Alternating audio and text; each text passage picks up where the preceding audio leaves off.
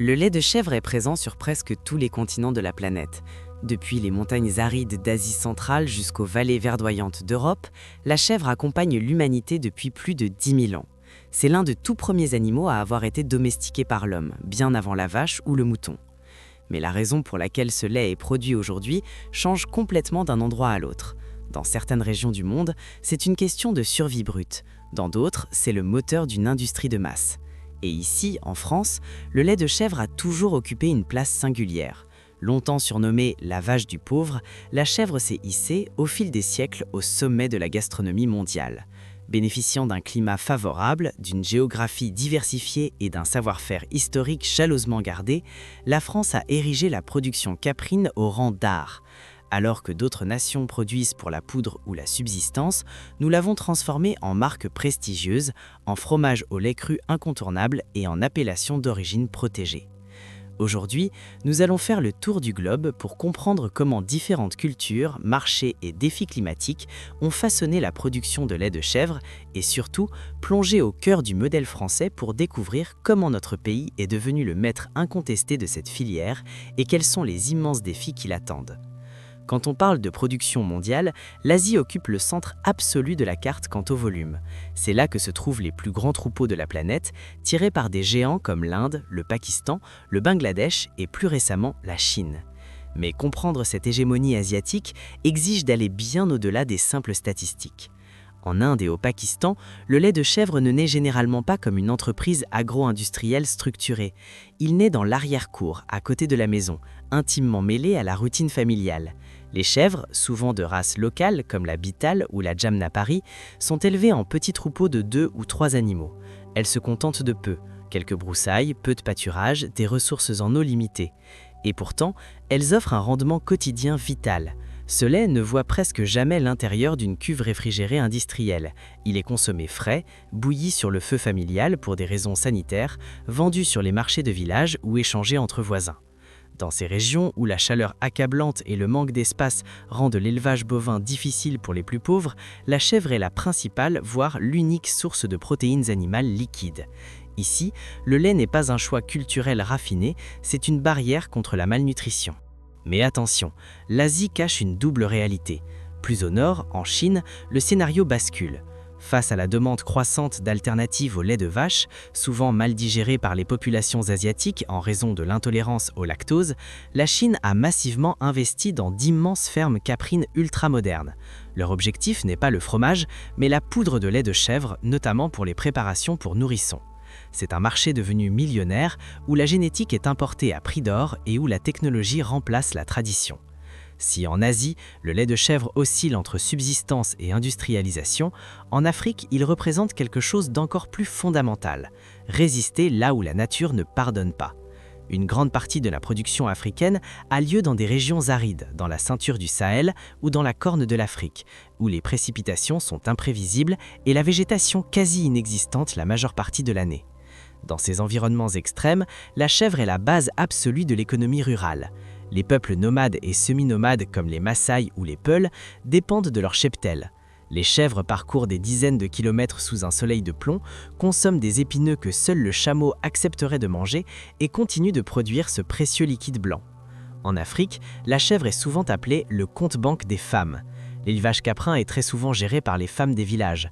Vendre un peu de lait ou un chevreau permet de payer l'école, les médicaments ou les semences. Le lait est consommé cru ou fermenté en yaourt traditionnel. La valeur économique globale par litre est faible sur les marchés internationaux, mais sa valeur stratégique locale est inestimable. C'est d'ailleurs d'Afrique que proviennent les génétiques les plus résilientes au monde, comme la chèvre boer ou la chèvre naine d'Afrique de l'Ouest, étudiées aujourd'hui par les scientifiques du monde entier pour anticiper le réchauffement climatique. En traversant la mer Méditerranée, le sens même de ce lait change de dimension. Chez nos voisins espagnols, italiens et grecs, la production n'est plus liée à la survie extrême, mais à des siècles d'agropastoralisme. La Grèce, par exemple, possède l'un des plus grands cheptels caprins d'Europe. Leurs chèvres arpentent librement les montagnes rocailleuses et les îles de la mer Égée. Leur lait, très riche grâce aux herbes aromatiques sauvages qu'elles broutent, est indispensable à la fabrication de la véritable feta, qui est un mélange traditionnel de lait de brebis et de chèvre. En Espagne, la logique est plus intensive. Des régions comme l'Andalousie ou la Murcie ont développé des races hyper productives, comme la Murciano Granadina.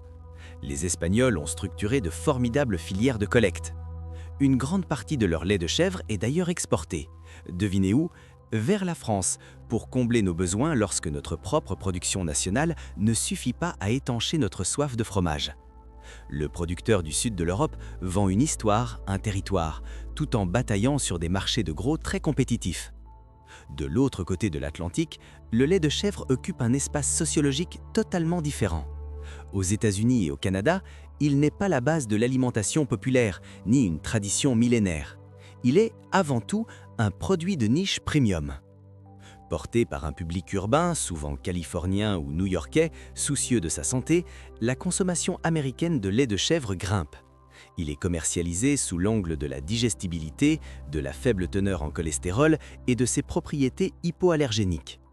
On le trouve sous forme de lait en briques hors de prix, de probiotiques, de savons artisanaux et de plus en plus de fromages dits artisanaux, inspirés des méthodes européennes. Plus au sud, au Mexique, la tradition rejoint la gourmandise. Le lait de chèvre y est bouilli pendant des heures avec du sucre pour créer la cajeta, une confiture de lait épaisse et caramélisée, véritable institution culturelle. Mais dans l'ensemble des Amériques, le volume global reste marginal face à l'écrasant empire de la vache laitière. Et cela nous amène enfin à nous. Où se situe la France dans cette immense fresque mondiale ? Après avoir traversé les continents, notre pays s'impose comme une anomalie magnifique. Ici, le lait de chèvre n'est pas une question de survie, ni un simple argument santé pour hipsters. Il est l'incarnation de l'excellence gastronomique, un patrimoine culturel intouchable et un moteur économique vital pour de nombreux territoires ruraux. La France est le premier producteur mondial de fromage de chèvre au lait cru. C'est une filière qui génère des centaines de millions d'euros. L'histoire caprine française est tissée de légendes. Prenez la région du Poitou, berceau historique de notre production. La légende raconte qu'en 1732, lors de la bataille de Poitiers, les armées sarrasines, vaincues par Charles Martel, ont battu en retraite, abandonnant derrière elles leurs troupeaux de chèvres. Les habitants locaux auraient adopté ces animaux et appris de leurs prisonniers l'art de cailler le lait, donnant naissance au célèbre chabichou, un mot qui dériverait de chebli, signifiant chèvre en arabe. Vraie ou fausse, cette histoire illustre l'ancrage charnel de la chèvre dans nos terroirs depuis plus d'un millénaire. Si la France domine le marché de la qualité, c'est grâce à un travail de sélection génétique rigoureux. Notre cheptel repose principalement sur deux grandes stars. L'alpine, chamoisée, robuste, rustique, reconnaissable à sa robe marron clair. Elle est la reine des montagnes et s'adapte à tous les climats. C'est une excellente laitière. La Saanen, originaire de Suisse mais parfaitement acclimatée chez nous, cette grande chèvre entièrement blanche est la Holstein du monde caprin. Calme et extrêmement productive, elle est privilégiée dans les élevages plus intensifs. Et puis, il y a la résistance. La Poitevine, à la robe noire et blanche, ou la majestueuse chèvre du Rauve en Provence, avec ses cornes immenses en forme de lyre. Ces races, moins productives, ont failli disparaître, mais aujourd'hui sont souvées par des éleveurs passionnés pour produire des fromages très spécifiques, comme la brousse du Rauve. Ce qui distingue vraiment la France, c'est l'organisation de son excellence. Nous n'avons pas qu'un seul fromage de chèvre, nous en avons des centaines, dont 15 sont protégés par le label AOP. Des exemples ? Le Sainte-Maure de Touraine avec sa forme de bûche traversée par une paille de seigle gravée au nom du producteur, une astuce géniale qui empêchait historiquement la bûche fraîche de se briser et qui sert aujourd'hui de traçabilité, le rocamadour, petit palais fondant du Lot, le crottin de Chavignol dans le Cher ou encore le picodon aux saveurs piquantes de la Drôme. Chaque AOP impose un cahier de charges d'une rigueur absolue.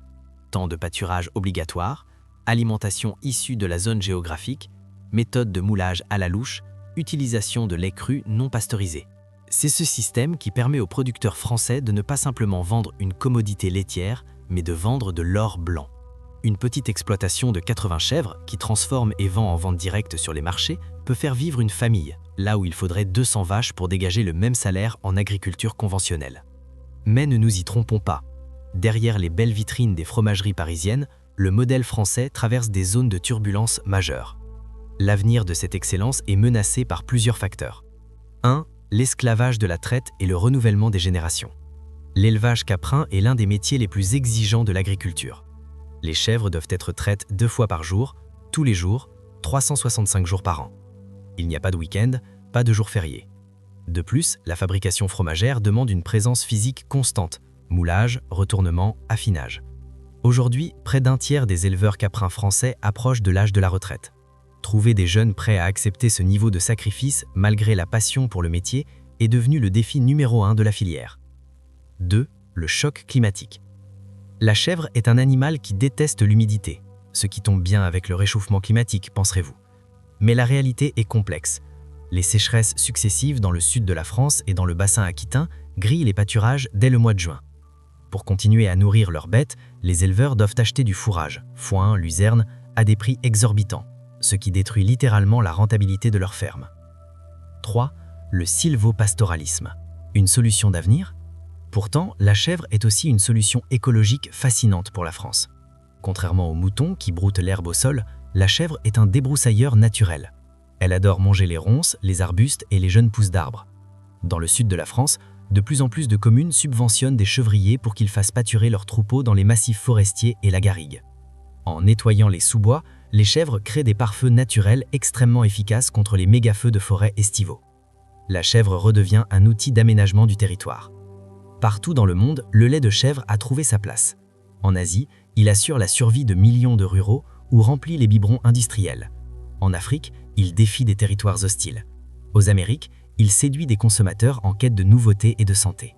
En France, il a bâti une identité gastronomique d'une richesse inégalée, mêlant traditions ancestrales, ancrage territorial et exigence de qualité. Le lait de chèvre n'est pas un marché mineur, il est le miroir des sociétés qui le produisent. La question qui se pose désormais pour la France est cruciale. Saurons-nous protéger ce modèle artisanal d'excellence face aux pressions climatiques, à l'inflation des coûts agricoles et aux défis de la transmission à la nouvelle génération? Nos fromages au lait cru, symbole de notre culture, survivront-ils à l'uniformisation du monde?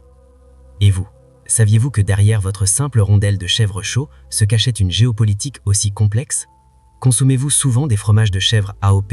Et si oui, quel est votre favori? Dites-le moi dans les commentaires. Et n'oubliez pas de vous abonner à la chaîne pour plus de décryptage.